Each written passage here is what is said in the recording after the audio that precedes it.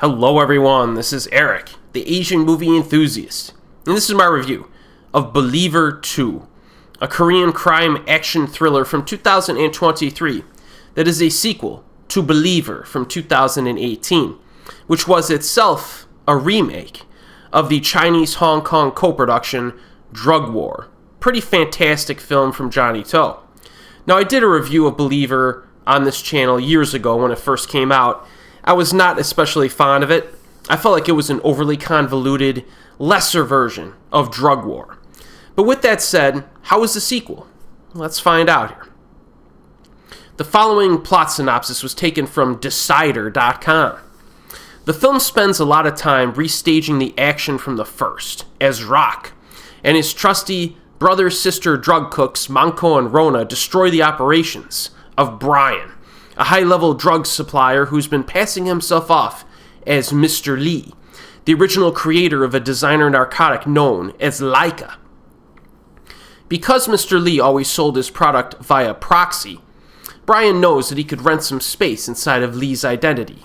The name recognition would allow him to demand higher prices, but Rock and his cooks were only making Laika and using Brian as a tool to uncover the real Mr. Lee, with the true motive being to avenge the deaths of Rock's parents, who the cartel leader murdered 25 years before.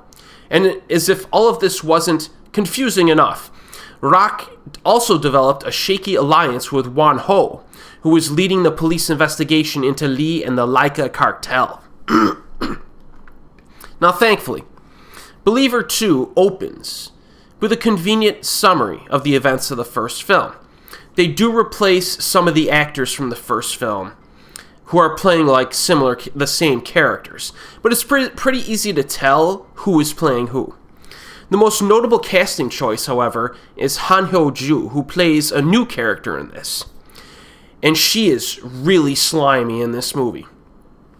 She acts all unhinged and cracked out. I've always been a big fan of this actress, but I've never seen her chew the scenery like in this film, perhaps in her entire career. Despite her pretty exceptional talents as an A-list actress, she's not really one to play over-the-top characters. And needless to say, her performance in this is like a real treat, and she's very enjoyable and fun to watch. She really steals every single scene that she's in, despite the fact that her character is kind of wafer thin. But thankfully, she does get a good amount of screen time in this, and I would go so far as to say that this film is worth watching for her alone. The lead actor is Jin-woong, who I've covered a lot on this channel, and he's solid as always. He's good in everything. The supporting lead actor is Seung-won, who has had his fair share of memorable performances. You may recognize him from the K-drama Athena, Goddess of War, as well as the films Man on High Heels, Night in Paradise, and Ghost House. He did appear in the last Believer film in a supporting role, but he has more screen time in this sequel and a greater impact on the story. But again, I must emphasize, Hyo-joo upstages everyone in this. Now, unfortunately, the convoluted plotting of its predecessor comes back with a fury in this film. I mean, the plot synopsis I just mentioned, it's just kind of confusing just thinking about it. There's a lot of characters. There's a lot of exposition with characters explaining stuff for minutes on end. It goes back and forth and all this other stuff. The script and the story are nothing special, but one thing I enjoyed was that there were lots of bad guy versus bad guy conflicts. This film is essentially a bunch of antagonists who square off against each other at various points. And somehow, the ending is more satisfying than the ending of the first film, and it actually makes the ending of the first film a little bit better. Like I said, this is not especially well written, but it's slightly more satisfying, perhaps because the story of the sequel retcons and rewrites a few of the more eye-rolling twists of the first film. Like in the first film, like during the final half hour, the final act, you're kind of rolling your eyes a few times, like, man, this is not a good choice for the story. But this sequel kind of rewrites it a little bit, revises it, and takes it further, and it's just better overall, and it fixes some of the problems of the first film. Also, the fact that this sequel is almost completely detached from drug war at this point makes it easier to separate the films and assess it as a separate movie. Now, in terms of action and thrills, there's a good shootout during the first act with a pretty badass sniper rifle that gets used at one point. The death scenes are a big upgrade from the first film, in my opinion. In fact, I really should warn you that there are some nasty death scenes in this film. They probably crossed the line a little bit, but it was a pleasant surprise for me personally.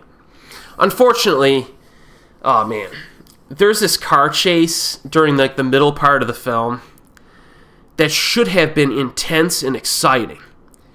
But there's so much horrible CGI that it takes you completely out of the scene.